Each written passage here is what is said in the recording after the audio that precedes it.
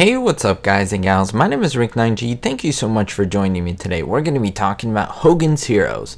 Not only that, but we're going to look at some amazing bloopers from the show that I think you're going to absolutely enjoy. They're pretty cool, they're pretty fun to see, pretty fun to spot as well. If you're big into bloopers, I'll leave a link in the top of the description to my other video where I cover other Hogan's Heroes videos. It's one of my most popular and viewed videos pretty much of all time on my channel, so go ahead and check that out. I have other blooper videos on other classic shows, so make sure to browse my channel and check those out. So let's begin with the first blooper for this video, and that comes from the first season, second episode of the series. It's entitled Hold That Tiger. Now the whole episode is about this tiger tank, this German tiger tank that the boys basically steal from the Germans. They piece apart, they deconstruct it, they get all the plans and they piece it back together, and then they release it back to the Germans. It's really awesome. It's a hilarious episode. But if you wouldn't notice, this blooper would go right over your head, and that is that this is not actually a tiger tank. It is another type of tank. It is not a German tank at all. It's an American World War II tank. In fact, here's a comparison between the real German tiger tank of World War II compared to the American M7 tank. Now all they did was take this American M7 tank, put all the German insignia on it, and that's it. Most people would believe that this is a tiger tank. One of the reasons why they did this was it's really difficult to get one of those tiger tanks, and so they got what was readily accessible in the 60s, and that is a World War II American tank. They put all the insignia on there. It went over most people's heads, but those of you that know the military, who know your history, will know that there's a big error in this episode. Now what's the main difference between these tanks? Look at the tiger tank, look at the long main barrel versus the M7 World War II American version, or the American tank. It has a very short main barrel. Moving on, season 1, but episode 18, it's called The Gold Rush. It's one of my favorite episodes of all time from Hogan's Heroes. Now in this one, the Germans have stolen a gold shipment from the French, and Hogan must convince Klink to have it moved to the safety of Stalag 13.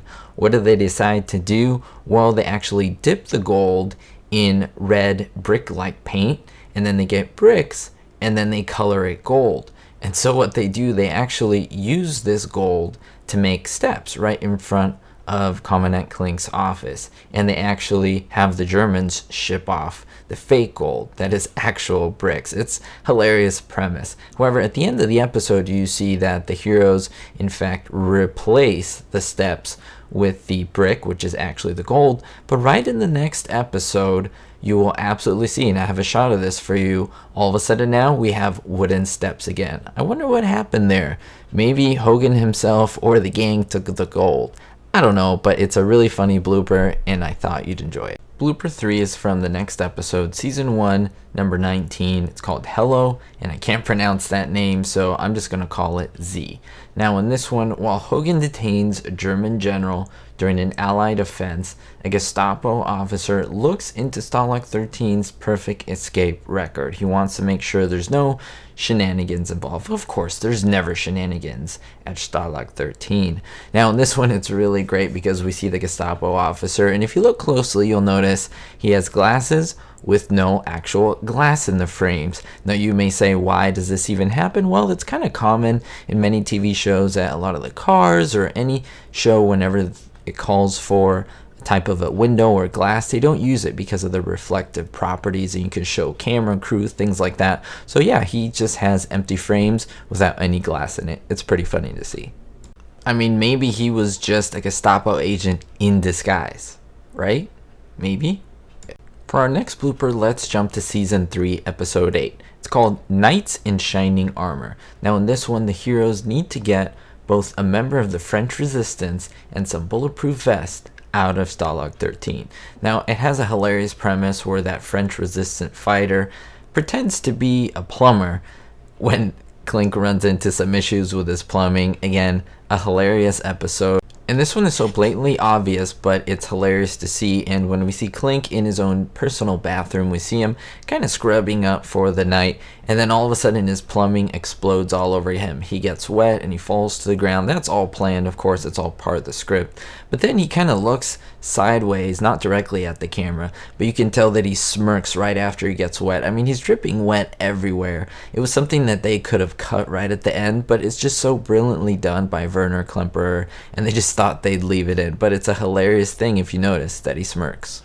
Our penultimate blooper comes from season 5, episode 14, At Last, Schultz Knows Something. Now, of course, Schultz has been guarding a secret nuclear facility in this one, and Hogan wants to get its location out from him. Hilarity ensues, as it always does, and at one point the heroes have to go out of the camp and get some supplies from the Allies. So they all go outside, and you see a plane that flies by, and instantly you see a man that parachutes out of the plane.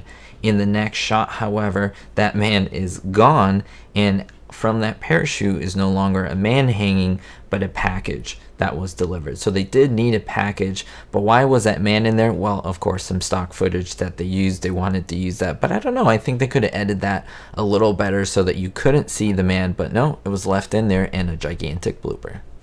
Our last and final blooper, guys and gals, comes from the episode Rockets and Romance. Before I get to it, I want to thank you all for supporting the channel. Don't forget to hit that subscribe button, like, and leave a comment. It really does help out the channel, so I do appreciate it. From season 6, episode 14. Now, the premise is that the underground team that is needed to help in blowing up a mobile rocket launcher battery includes a very lovely woman.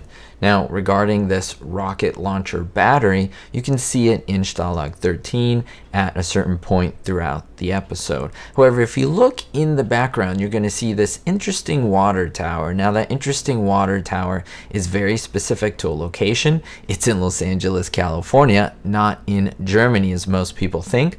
What is so famous about that tower? Well, it's actually the Desilu Tower, which is right on the property of where Hogan's Heroes was filmed. I made a whole video on this, on where Hogan's Heroes was filmed, so make sure to check it out. It's close to 1 million views, so I think you'll absolutely love it. And yeah, if you spotted that tower, you'll notice that we're in Los Angeles, California, and not, in fact, in Germany. Thank you so much, guys and gals. If you love these bloopers, like I said, don't forget to subscribe, hit the thumbs up button. Many people forget or neglect to do that, maybe accidentally forget, but it really does help out the channel. It's absolutely free, takes just a second to do, and it keeps YouTubers like myself able to make videos just like this. We'll see you next time, and don't forget, be hopeful.